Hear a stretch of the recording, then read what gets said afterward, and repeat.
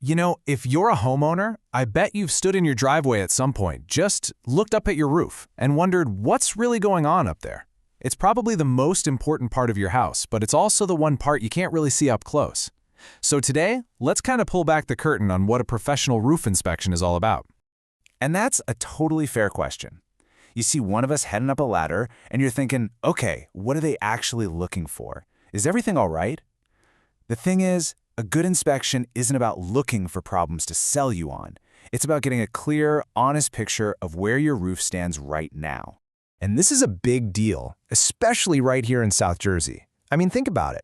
Our homes have to put up with a lot. You've got those heavy summer thunderstorms, then you've got the winter ice. We get it all. On top of that, a lot of the homes around here, they went up in the 70s, 80s, 90s, which means a whole lot of roofs are starting to get up there in age, even if they look perfectly fine from the ground. So why even bother with an inspection? Well, it's pretty simple, really. It's all about catching a small issue today before it turns into a big, expensive problem down the road. It's that whole ounce of prevention thing. So, when should you even think about it? Well, there are a few common times. If you know your roof is getting up there, say 15 years or older, it's a smart move. Or maybe we just had one of those big storms roll through with a lot of wind. That's a great time for a check. A really big one? If you ever notice water stains on your ceiling, that's a sure sign to get it looked at.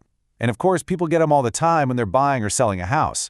But really, even if it's just been a few years, it's just plain good maintenance. Okay, so let's get into the good stuff. What actually happens when we're up on the roof? Well, it always starts with a good, long look at the exterior. You know, the part of your roof that's taking a beating from the weather day in and day out. And the first thing we're going to look at, the most obvious one, is the condition of your shingles.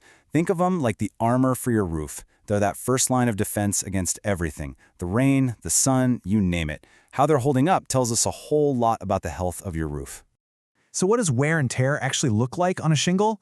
Well, we're looking for a few key things. Are the edges starting to curl or cup up? Did a windy day knock a few loose or send one flying? A really big one we check for is granule loss. You know those little sandy specks on the shingle? That's basically sunscreen for your roof. And when it wears off, the shingle underneath gets exposed and starts to break down much faster. We also look for cracks, which is just a sign that they're getting old and brittle.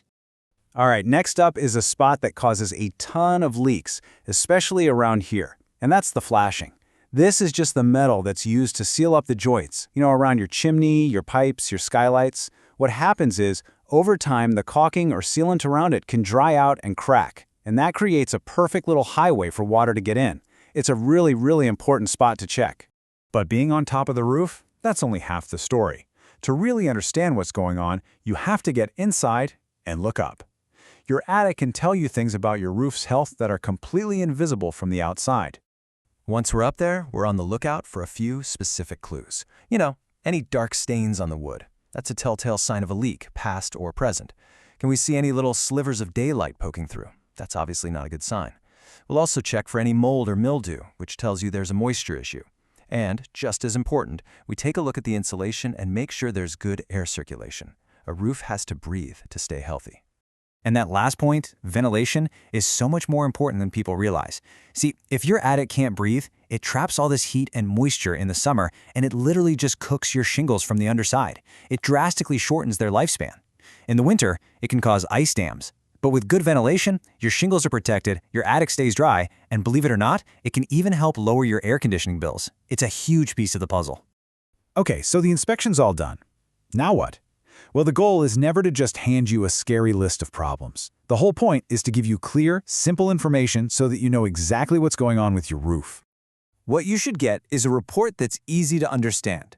It should start with just a simple summary of how things look overall, and it absolutely has to include photos of anything we found. That way, you're not just taking my word for it, you can see exactly what I saw.